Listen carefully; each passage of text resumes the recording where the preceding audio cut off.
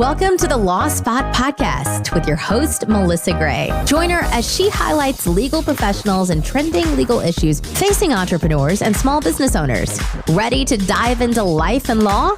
You're in the right spot. Welcome back, everyone, to the Law Spot.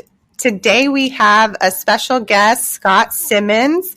He is a former lawyer turned business development coach, started the company Legal Balance in 2012, has loads of business development experience in other areas, but today focuses on training lawyers how to become Rainmakers and is developing a course devoted to that, is very active on LinkedIn on giving tips and advice for lawyers on how to make that happen. But let me introduce you to Scott. Scott, thank you for coming on the show. Hi, Melissa. Really happy to be here and chatting with you. So give everybody maybe the 2-minute version of your path and how you got here and how you realized lawyers generally are not great at the business development exercise. We might be smart, but this is something that we routinely, I think, need help with from a legal standpoint. Yeah. So best of luck with 2 minutes, because the more you'll get to know me, you'll get to know that 2 minutes is just not my thing. So I started off as a lawyer back at the beginning of the 2000s. I started off in real estate in a kind of, smallish high street firm in the UK. But I was fortunate enough to have a mentor, to have a head of department who utterly believed in the importance of getting to know your clients and understanding them and listening to them and hearing their stories and wanting to help. And that was an incredible learning experience for me, because that stayed with me my entire career.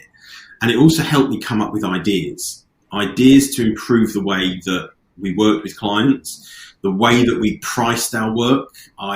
I came up with a new idea for how we would price the work as well. But it was all down to that learning that I got.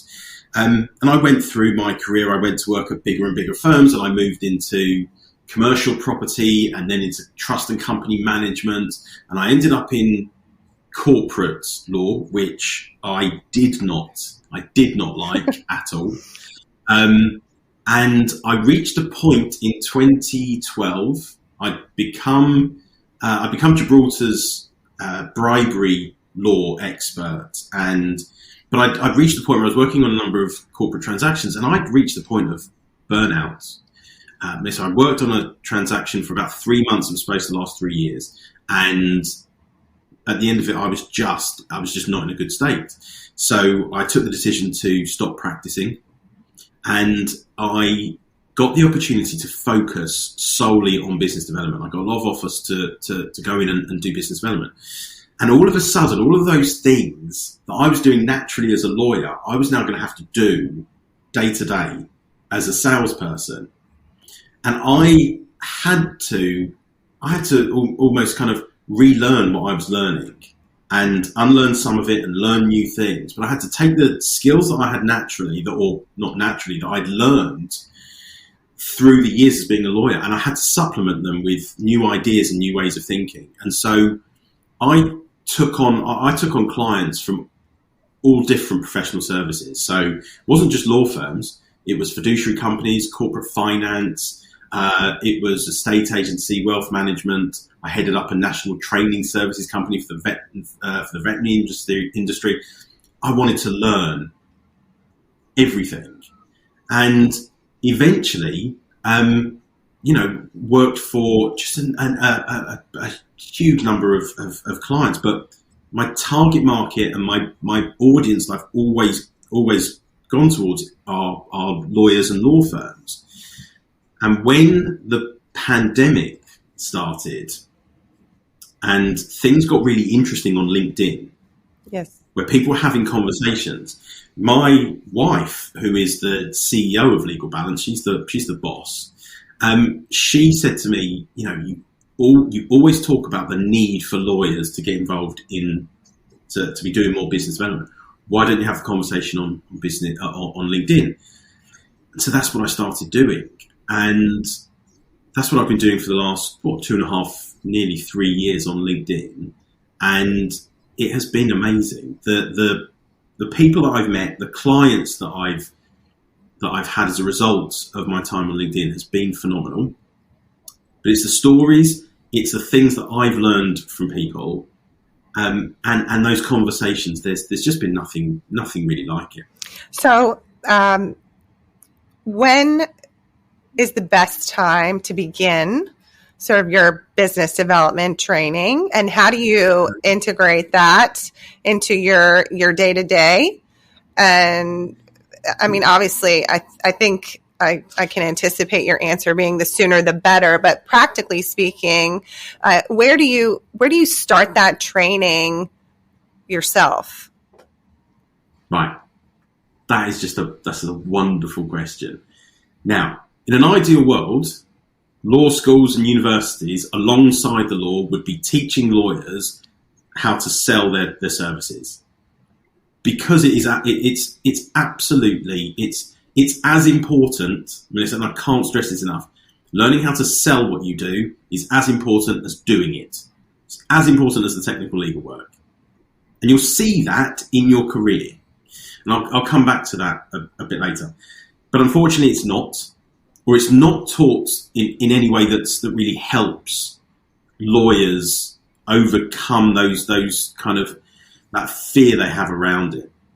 So I would say the earlier you can start, the better. There are incredible people out there, and there are incredible books, and there's incredible podcasts all around selling.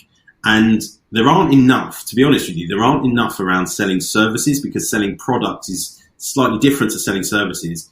You know, products, you've got something to show for it. Mm-hmm. Services like legal services, it's much more intangible. So you're having to sell, you're selling knowledge. You are selling knowledge. And so you have to think about how you're selling that slightly differently. But the sooner you can get in front of clients, and the sooner you can talk to them, and the sooner you can understand what they're going through, and you can feel it and think about it from their perspective, sooner you can be doing that, the easier it's going to be as you go through your career. Because you will reach a point where you either strike out on your own or you become a partner at a law firm when you have to do it. And when you have to do it, that's not the time to start learning it. So true. And we are, I lead, I'm on the board of the Dallas Women Lawyers Association. It is a initiative of ours in particular to help women be more comfortable in that pitch environment, sort of selling themselves. And it doesn't necessarily translate, or hasn't yet, to the equity partner level, because there's this gap between being comfortable selling yourself and then, you know, being in front of the right people who can hear that information and then potentially give you work. So you talked about working with a lot of industries. Obviously, there's very technical areas of law, but and some that are more easily explained. But what are the common themes about the challenges that someone has, and how would you work with them to turn them into a Rainmaker? Okay. So there are two, and I hear this every single day, and I work with my clients to start by overcoming these two things. So the first one, and this is the foundation stuff. This is what underpins everything. The first one is mindset. So as lawyers, we are trained to do one thing and one thing alone. And that's to do the work that is put in front of our desk. That's the only thing we're trained to do. So when you are trained in that way, and bear in mind, also remember that we're trained to aim, we're trained for perfection, to get everything right first time. So when you're trained that way, it doesn't give you the grounding for when things get tough, for when things go wrong.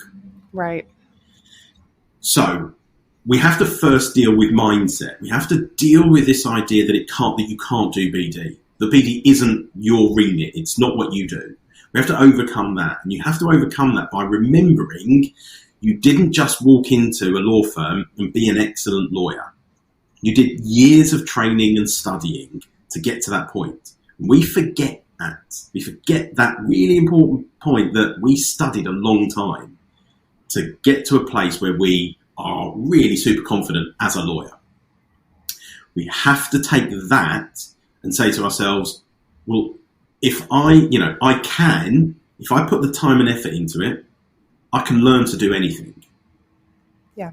So you have to have that attitude of I can do it if I put the time and effort into it. You then have to go and create the habits so that you do it every single day, just the way that you create habits with anything. You have to do it consistently. Right. So that's the first one, mindset. The second one, and again, hear it every time, is where do I start? Okay, I get asked that question all the time. And again, it starts, and this is a sort of great tip for everyone, it starts by knowing who you want to target. It starts by knowing who your ideal client is and why you want to work with them.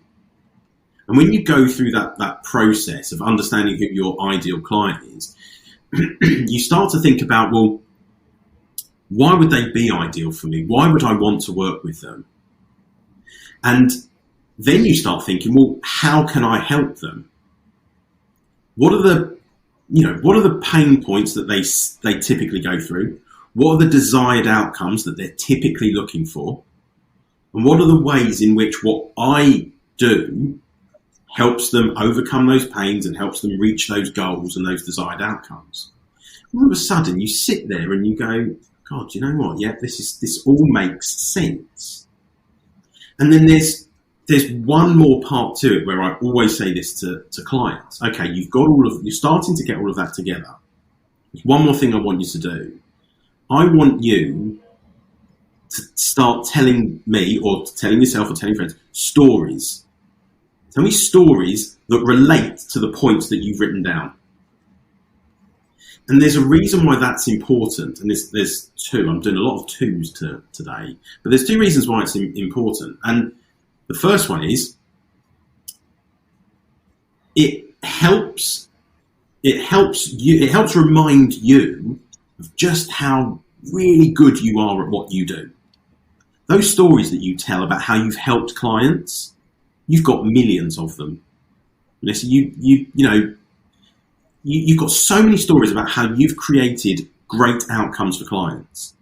Write those stories down and then start telling it to people. And you will be reminded of how good you are.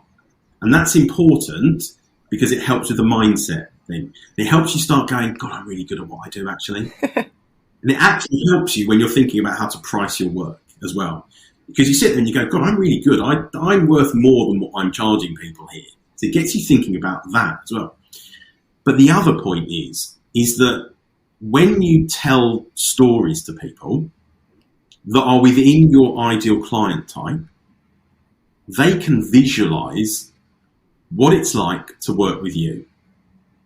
If you tell somebody, I give great service to people. Okay, that's kind of an abstract statement. But you tell a story that proves it, and people can visualize what it's like to get that kind of service from you. And that's really powerful. That's really, really super powerful. And we need to kind of move away from just giving people abstract statements. We put clients first. 2, prove it. Tell me a story that proves it so that I can visualize what it's like to work with you. I like that. I also think there's this,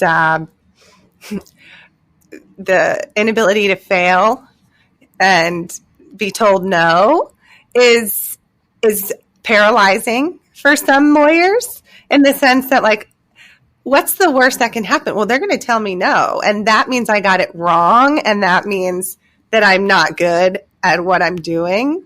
And then it's this self-fulfilling prophecy of, like, okay, well, I'm not going to start then.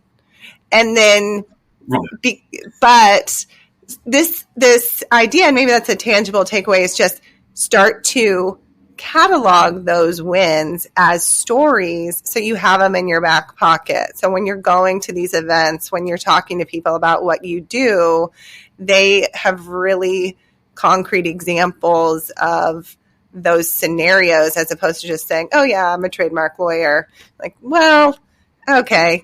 What does that mean? Well, save somebody $25,000 from being sued. Okay, that sounds better. That sounds like something that's worthwhile to listen and potentially talk to you about. So do you have anything about how to go through the exercise of identifying your ideal client? Yeah. So I run an exercise with all of my clients when we're going through this process, because I teach lawyers a system for selling. It's the system that I've designed called Precision, and each letter of Precision stands for another step in the process. Okay, and the first step is what I call pitch. Okay. And what you are doing is you're doing what I took you through just before, which is you are looking for your ideal client type, and you're looking for what their pain points are, and you're looking for the outcomes that they're looking for. That's on the ideal client type side. And then on your side, you've got your services, the overall the value that you bring, but that's covered by the services that you provide, the pains that you help people avoid, that client avoid, and the outcomes that you provide them with. Okay. Now, that thing there is what I call the value proposition framework. And how do you go about finding your ideal client type? Well,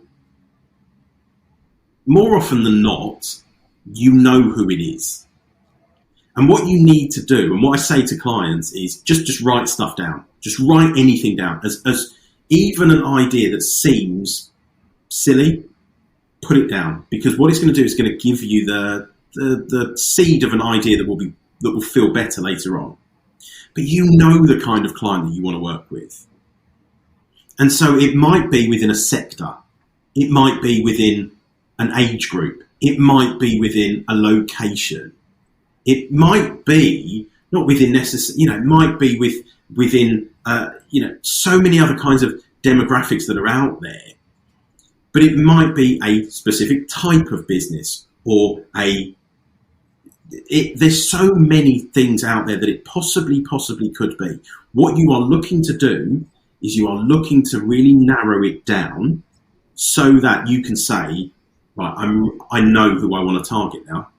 This is the type of prospective client that I want to be targeting. And that's important because however you're going to go about finding that client, you need to be really clear in your conversations about who it is.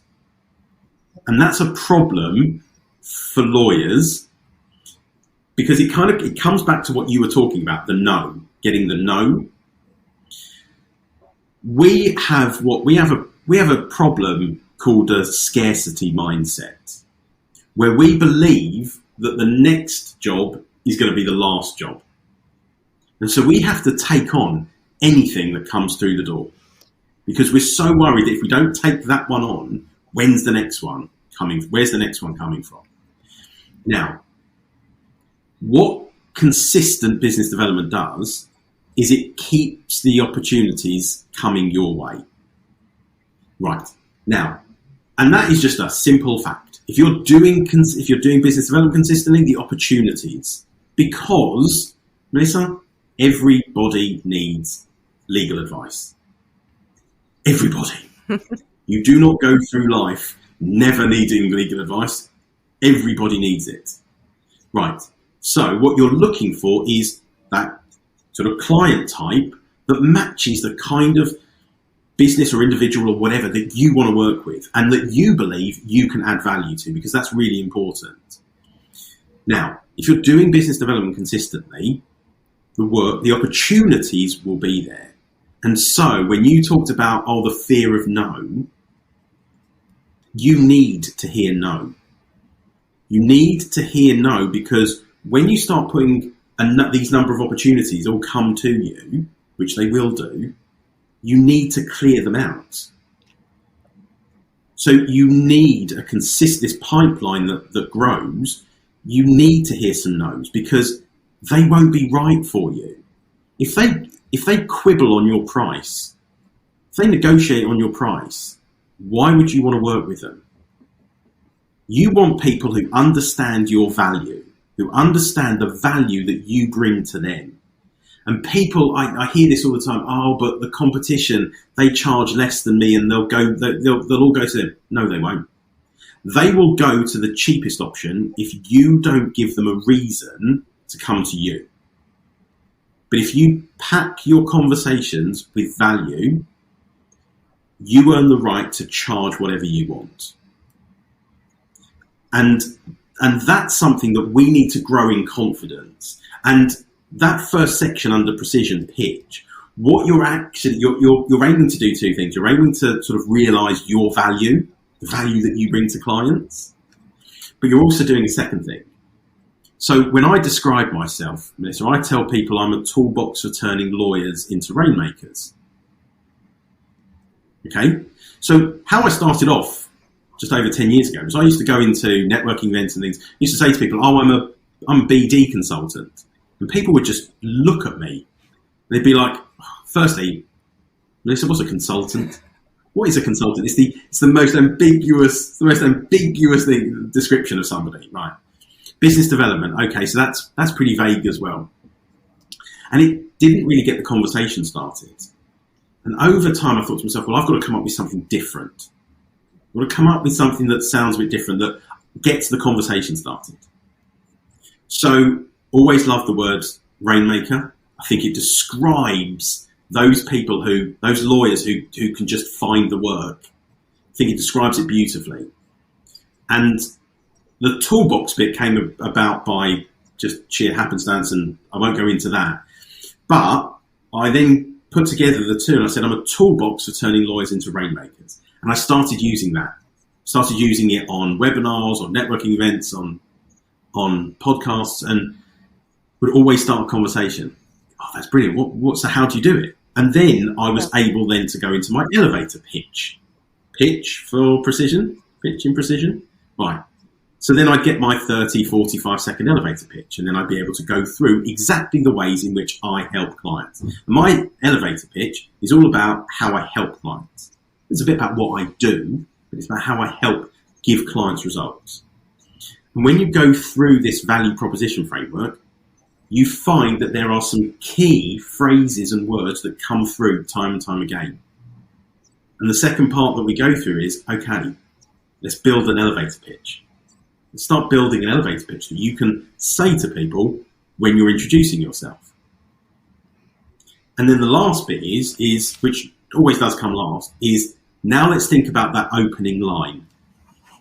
Let's think about that opener that's going to get people interested enough to ask for your elevator pitch. And that's that I'm a toolbox for turning lawyers into rainmakers. No one really, Melissa, wants to hear us telling them that we're a lawyer. You ever done that at a networking event and people just, and you can see it in their eyes, Melissa, they just stood there going, another lawyer. Yeah. Another lawyer. Right. So what I teach people to do is I teach people to come up with an opening line that never mentions the word lawyer. And if we can do it, we'll even try and avoid the word lawyer in the elevator pitch as well. So what are some of the best, yours is good. Having the hook word that automatically brings to mind an image of like a attorney just making money rain from the sky. But like, right. What are some of the best ones, and how do you find them to be most effective when you're? Can you give us some examples? Right. So the funny thing is that the one that has come straight to mind, I can't use on your podcast. Okay. And that now, Melissa, is the one that is stuck in my head. But it is so good. But what you are looking for every single time is you're just looking for something that gets people to say, I want to learn more. I want to know what that means. I like it. It's interesting. And so I want to ask how you do that. So when I say to people, I'm going to talk about turning lawyers into Rainmakers, there's no BD in there, there's no consultant, there's no trainer, there's no coach. But I've had the elevator pitch for a number of years. I've had the opening line for about 4 years because it constantly evolves. I don't know if I'll still have that opening line next year or in 2 years' time. Okay. The beautiful thing about this, and you talked about failure before, the beautiful thing is that failure is not final. Nothing's final. None of these things are final. You're constantly evolving everything you do. And that's what you're after. You're just after playing around, having a bit of fun. Because at the end of the day, people think that what lawyers do is boring. And if you drill it down to its most simple elements, yes, probably is. But actually, what we do is really interesting. What we do is game-changing for people. It's life-changing for people. What we do, no one else can compare to. We are literally gatekeepers to people's better lives. I like that. Right? And I pause there because I genuinely mean it. And I believe that lawyers need to start to believe it themselves. We are gatekeepers to people's better lives. And so we need to start thinking a bit more creatively about how we describe ourselves and what we do than just, I'm a corporate lawyer from X and Co. Right. Okay, so let's say you play around with your opening line, you've got a couple in your back pocket, and you're able to get to that elevator pitch. What is the framework of A+ elevator pitch, and how do you best lay it out for whoever you're talking to? Okay. So I say to people, that opener, which is about 5 seconds, that opener gives you about 30. If you can be happy with that opener, that'll give you 30 seconds. And what you're looking for is 2, maybe 3 sentences that describes exactly how you help clients achieve better outcomes. So you're looking for keywords that talks about the sorts of things that you do. Okay, so if you're in corporate, it might be we help clients find the kind of fundraising to help them get to the next level of their growth. If it's real estate, we help clients buy their dream home. Because remember, and I say this again, estate agents do not sell your house. Lawyers sell your house. Estate agents might find you a potential buyer, real estate agents, as you call it in the US, but it's lawyers who sell your home. It's lawyers who buy your home, because without lawyers, you can't be sure that the house you're thinking of buying is legally sound. So all of these things have to be taken into consideration. Think about the outcomes that we provide and don't hold back. Be really bold about it. Be really bold about the great things that we do. And start playing around with some interesting words that describe the things that you do. And none of them, Melissa, are, I draft really great documents. Sounds awesome. That might put them to sleep. But okay, so where are we in your process now? Precision. We've got the pitch. We've got your opening line. We've got our elevator speech. Let's say you're planting seeds, right? Because that's what I like to call it. Because not everything's necessarily going to happen overnight. And the business development process, you talked about consistency. Like, how do you? So what does that next phase look like? Let's say that you presented yourself, introduced yourself, and then you're crickets. You hear crickets. Okay.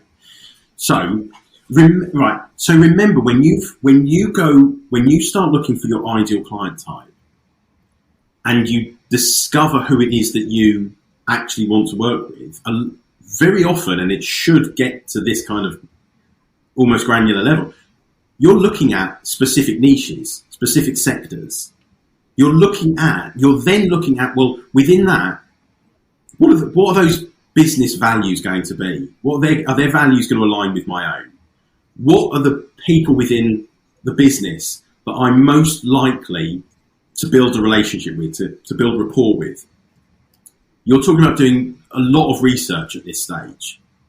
And, R in precision is research, right?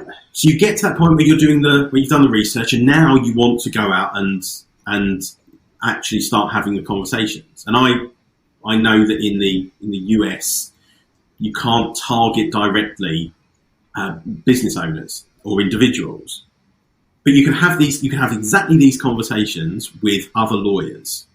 Okay, so for you, your targets will be introducers of the kinds of businesses that you want to target. So, and hopefully, Melissa, there are people listening to this sort of all over the world who will be able to say, okay, well, we can target businesses directly. You're having a conversation. A conversation is two-way.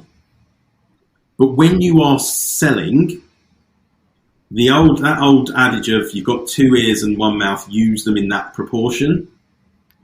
You want the person that you're selling to do twice as much talking as you do.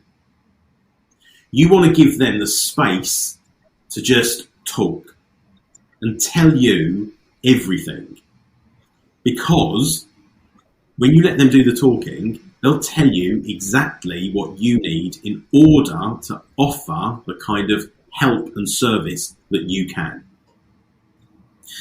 And when I teach lawyers to be rainmakers, I say to them, don't go into any meeting trying to sell only what you do. That's not what a true trusted advisor does. A true trusted advisor looks to help a client or a referrer much more broadly. Much more broadly. So in your case, you might go and speak to another lawyer, and they might say to you, actually, do you know somebody who can, I've got a client who's dealing with a tax issue. You might not do tax, but you know someone who does. Now, most of us, 99.99% of us, will skip over that comment. But that lawyer has just said to you, I've got a client who's got a tax problem. And that client might well be within your ideal client type. There was your foot in the door, and you let that door just close.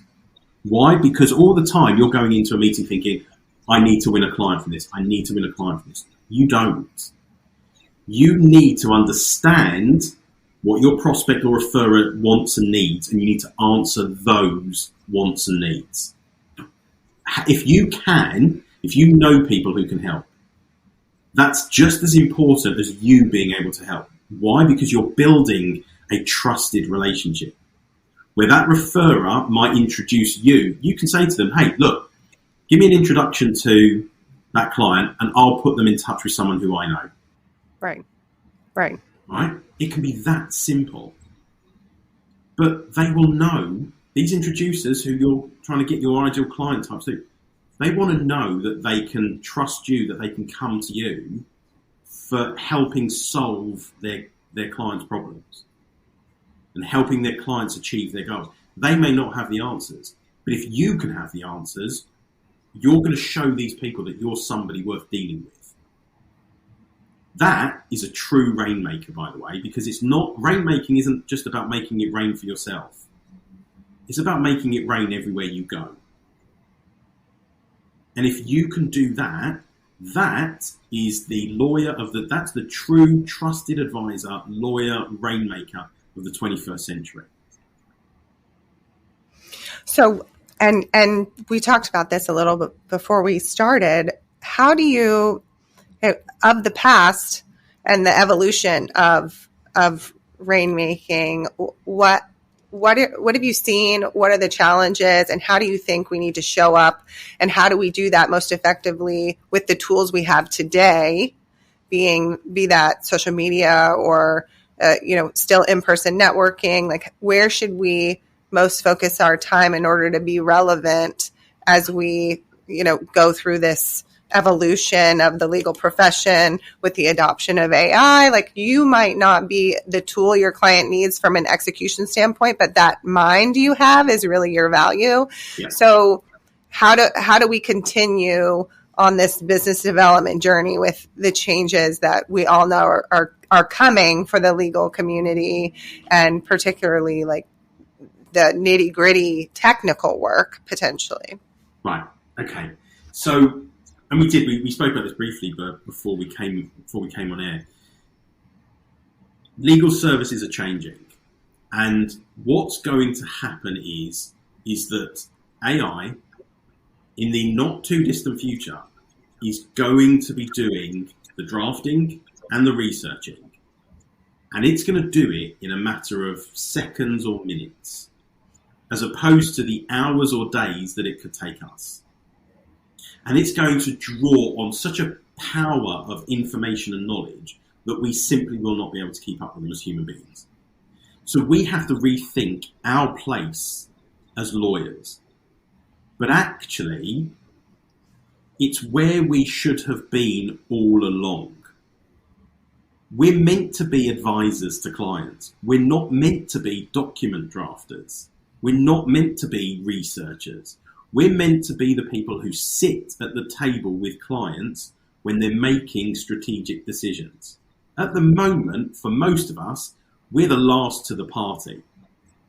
We come in when the strategic decisions are made and everyone has gone, oh, right, now we'll get the lawyers involved and they can really overcomplicate things. If we're there at the outset, and we're there as advisors, and we're there as creative thinkers, because that's what we should be. We're not there as risk mitigators. We're there as creative problem solvers and creative advisors. If we start sitting at the table when strategic decisions are being made, that's where we are. That's where we should be in the 21st century. Every single client should think of us as their go-to person. And if we're not that, and I always say this, I see this on loads of big law firm websites. They say we're the trusted advisors of our clients. When you break it down, and I do this a lot, so I don't take too much joy from it. What a trusted advisor is proactive. They don't wait for a client to come to them. They go to the client. So you were saying, in this sort of new world, what things can we be doing? What avenues can we be using? Social media, Melissa. Social media has democratized marketing. It has opened marketing up to anybody and everybody. And I'm on LinkedIn every day. I post between 4 and 6 times a week. So 4 to 6 days a week. So I only post once a day because LinkedIn doesn't like you posting more than once. So sorry, we're just both smart. You might not be able to see it, but we're both smiling at that fact. But so I post 4 to 6 times a week, but I'm on LinkedIn every day. And LinkedIn has been an absolute game changer for me. And it's a game changer for lawyers because it shows you as an expert in your field. If you're putting out original content that helps clients without being strict advice, but if you're giving out information to clients that they can use to think about the way forward, and you can tell stories about how you've helped clients overcome these challenges or you've helped clients achieve these goals, it is showing you as an expert. And there's no way of being able to reach as far in person. Melissa, what are the chances that you and I would ever meet outside of social media? We never would have met. Absolutely true. Social media did that. LinkedIn did that. And what it's able to do, and all of these social media, mine is LinkedIn. But mine's LinkedIn because that's where a lot of the lawyers are. And I know that. But very few lawyers are posting original content. And that's where you get to really stand out. Because the mindset problem of, oh my God, I don't do marketing, I don't know how to I don't know how to do marketing, I don't know how to sell, right. It's not selling or marketing as you believe it to be. It's you're going onto these platforms and you are giving people tips on how to do things better. I'm not a marketing expert. I don't know how to create flashy content. I don't know how to look at the kind of, I don't do the sort of raw data of behind all of the stats behind everything that goes on out there. That's my wife. That's the CEO of Legal Practice. That's her side of it. But I've built a following on LinkedIn, just simply giving people lawyers tips on how to sell themselves to clients and prospects and referrals. Lawyers have got an abundance of stories and experience and expertise. The thing they have to remember is that it's not proprietary. It doesn't belong to us behind a paywall. Google is free for everybody. It's free and it's out there, and people can find information, legal information. They can find that on Google. Your job is to give people a trusted voice behind it. That legal information needs to come with somebody that they feel they can trust. And that's what social media does. It gives you that platform, Melissa, to be able to sell what you do in a way that they can trust and they can get to know you. The whole know, like, and trust? Absolutely. That is really important. And social media gives you that ability to be known, be liked, and be trusted. So let's just give people some tangibles. You started this with no following? Pretty much none. So pretty much none. Yeah. And in a matter of how long, you have, close to 7,000 people that listen to your advice and that's just the ones that are on LinkedIn that don't catch you from other places. But that net is so much wider. So I think the takeaway is, lawyers, if you're not on LinkedIn yet, get out there and start. Build your profile, set it up. I assume you help your clients do this, set up their page if they haven't done it. Do you have any tips on the structure of your profile specifically that would help? Right. So, interestingly, no. If a client asks me for some help and tips on LinkedIn, I will give them. But I am not some kind of LinkedIn guru. I will not say to people, follow my advice on how to get big on LinkedIn, because I've got about 6.5 or just under 6,500 followers. That's tiny in comparison to people who have really kind of made it huge on LinkedIn. And to be honest with you, I still am not sure what it is that I'm doing on there. I'm just simply trying to be honest about the advice that I want to give to lawyers.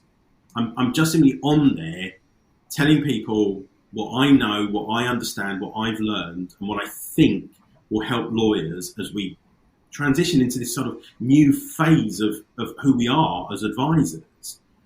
I wouldn't dream of telling somebody to how they should do it on LinkedIn. I wouldn't dream of it. There are people out there who are who can give you really solid things.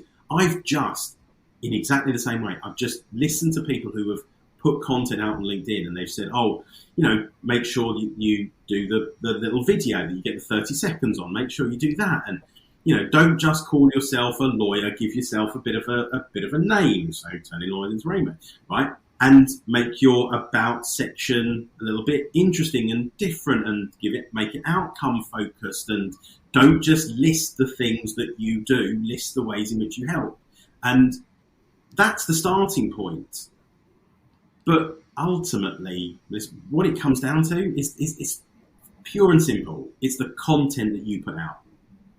All that matters is the content that you're putting out, does it add value to people? If you do that, and you do it consistently, because people, they'll post once on LinkedIn, it'll get no views, and people will go, well, LinkedIn doesn't work. LinkedIn wants you on there every day. It wants you on there every day, it wants you posting as often as possible, but it wants you on the platform as often as possible. If you are, hey, you don't even have to post very often, but if you're on there, reading other people's content, contributing to other people's content, and trying to help, LinkedIn's going to give you a bit more of a, it's going to help you a bit more. But it wants you on there as often as possible. So even for people who don't feel confident about posting, I would start by just going onto the platform, following and connecting with the people who you want, who might be your target market, and who you want to reach out to. And if they are active on LinkedIn, just start commenting on their posts. Just start reaching out to them, saying, send them a message saying, I just wanted to reach out and tell you I loved your content, I loved your post today, really enjoy what you're putting out there. Don't try and sell to them. People are smart enough to know when they're being sold to. But start engaging in conversations. This is all about conversations. And if you can do that, you'll start to, build your connections, build your following. Honestly, beyond that, I don't think I'm in a position to tell anybody what they should be doing on LinkedIn, because I sometimes feel like I'm just making it up as I go along. But the key is you've got to show up to LinkedIn and be consistent. So you said daily, is that, and you gave us your metrics, you're 4 to 6 times a week, not more than once a day. But any other consistent actions that people should take to reiterate this pipeline that they can draw from continuously? Okay. So people have this thing about LinkedIn not being Facebook. So keep it business. Absolute load of nonsense. What a load of absolute rubbish. And the reason for that is when you go to a networking event, so do you just walk straight up to people and just start talking business at them? No, of course you don't. Why? Nope. Because we are human beings, and human beings want to connect on a deeper level than just business. So we talk about stuff that goes on outside of business. Why? Because we want to build a bit of rapport and we want to find connections. So what I tend to do Monday to Friday is business stuff. But on the weekends, so my big thing outside of work and my family is films and music. Okay. So if you go onto my profile and look at my posts, most Saturdays and or Sundays, I will be talking about something to do with film or music. Because I love films and I love music. So most weekends, I'll be doing a post about a film that I watched. Every Friday night, we have a family film night. Friday family film night. Okay? So we all sit down as a family, watch a film, and I might talk about the film we watched on the Friday night. Or I might say to people, what did I do recently? I did, it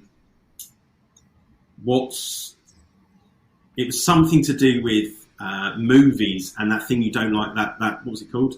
It was something to do with movies and what you don't tell people about what you think about movies. And my one was, I think Blade Runner 2049 is better than the original. Got it. Okay. And I said to people, what's yours? Having this conversation, I can't remember what's your unpopular opinion. Unpopular opinion. That was yes. it. Your unpopular movie opinions. Thank you. So you know my content better than I do. Right. And people just started putting out all of this stuff. Grease 2 is better than the original. I don't like Star Wars. I never enjoyed, I don't like superhero movies. All of these sorts of things. What an eye-opener that is into people, as opposed to people as lawyers. And it just helps build a relationship. And the number of people who reach out to me and start chatting to me about work-related stuff off the back of, really loved your post today about the movies. And then we start chatting and they'll go, hey, would you be interested in a chat to talk to me about what you do and how, because I'm struggling in this area. The number of times. And yet you get people going, hey, remember, LinkedIn isn't Facebook, keep it business. We're human beings. Talk about what you want. Make it clear what it is that you do, because you don't want it to be all about the sort of just the sort of outside work thing and have no one ever know what it is that you do and offer. Talk about work, add value, but mix in stuff about your life. Give people something to discuss. I've talked about the fact that I hate that my kids are growing up and I'm really struggling with it.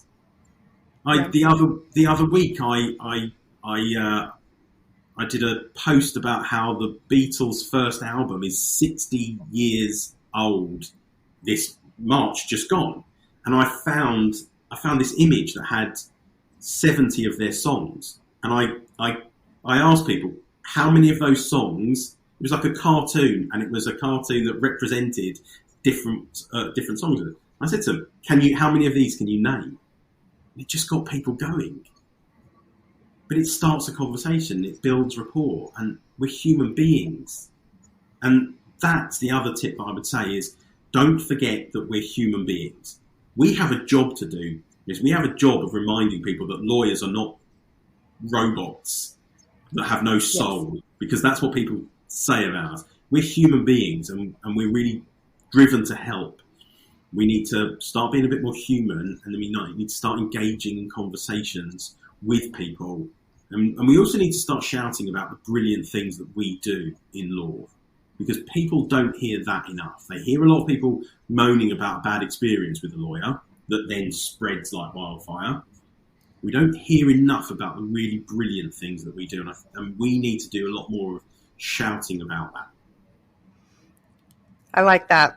I think that's a really good way to close out and remind everybody that it's okay to bring your full self to the business development experience as well. And in the end, I think it will only benefit you and sort of prevent you from hating the experience along the way, because you're not sheltering everybody from this other side of your human experience. So yeah, and the last thing I would say about business development is you see the change in people. You watch what happens when they start doing business development, the confidence that they get from it, and how much fun they have doing it. Because Melissa, business development is the really fun bit. Winning those clients, and knowing that you did it, that's the fun bit. And it's exciting, and it drives you, and it eventually you find yourself going, you know what, I've done enough years of doing the technical work, I want to focus on the BD now. And I find a lot of my clients feeling like that. It's fun. It is a lot of fun. I agree. And it sort of just creates momentum, and you get better at it. And the only way to exercise that muscle is to do it. So you told me you're sort of putting together and formalizing what you've been doing into a course. So tell us just a little bit about that, when we can expect it, and then and where people can find you, so they can continue to learn from you and your tips. Thank you very much. So yes. So I've got a 2-day training course called the BD Breakthrough Blueprint, and I'm now turning that into a digital course. And it covers precision selling, it covers mindset, which is the foundation. It then covers CRM, networking, presentation skills, how to work through the tender process. I'm turning that all into a digital course, and that's going to be available from July. So what you can do is you can find me on LinkedIn. Come and find me on LinkedIn. I'm on there, like I say, every day, more than my wife would like me to be sometimes. But I'm on there every day. You can find me. I'm starting to do a bit on TikTok as well, and I'll be doing a fair bit on YouTube Shorts. So you can also find me a little bit on Instagram, but LinkedIn is where I am. If you want to reach out to me, please connect with me on LinkedIn. I love a chat on there. Legalbalance.co.uk is our website as well. You can find a bit of information. If you reach out to me on LinkedIn, I'll put you down for sort of early release of the digital course. But please, I love chatting on LinkedIn, so come find me on there. Well, Scott, it was such a pleasure. You can absolutely tell this is a passion of yours, and I'm sure that people will like and follow and greatly benefit from your content. But I really appreciate your time and all the insights. It was really fun. Thank you so much, Melissa. It was great. I really enjoyed it. Okay.